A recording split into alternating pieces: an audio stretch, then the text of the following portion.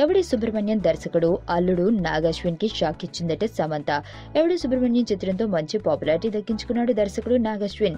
Concept best కథతో వైవిధ్యమైన narration, విలక్షణ క్యారెక్టరైజేషన్ తో సాగిన ఎవడి సుబ్రహ్మణ్యం సినిమాకి మంచి పేరు వచ్చింది. దీంతో ఆయన ఈసారి మహానటి సావిత్రి జీవిత కథ ఆధారంగా సినిమాని తెరకెక్కించాలని ప్లాన్ చేశాడు. దీనికోసం ఆయన ఎందరో హీరోయిన్లను సంప్రదించారు. అలాంటి విలక్షణ మహానటి జీవితం అంటే అంతలా నటనలో మెప్పించలేమనే భావనతో చాలా మంది నో చెప్పారు. ఎందరో అన్వేషించిన ఆయన నిత్య మీనన్ను సంప్రదించాడు. ఆమె ఎస్ చెప్పడంతో ఊపి పీల్చుకున్నాడు.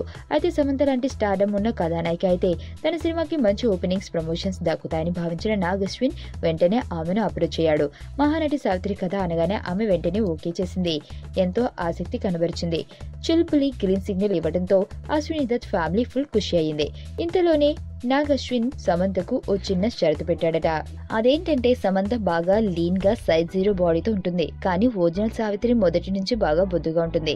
కెరియర్ ప్రారంభంలో చేసిన దేవదాసు లాంటి 1-2 చిత్రాల్లో మినహా ఆమె బొద్దుగానే ఉంటుంది.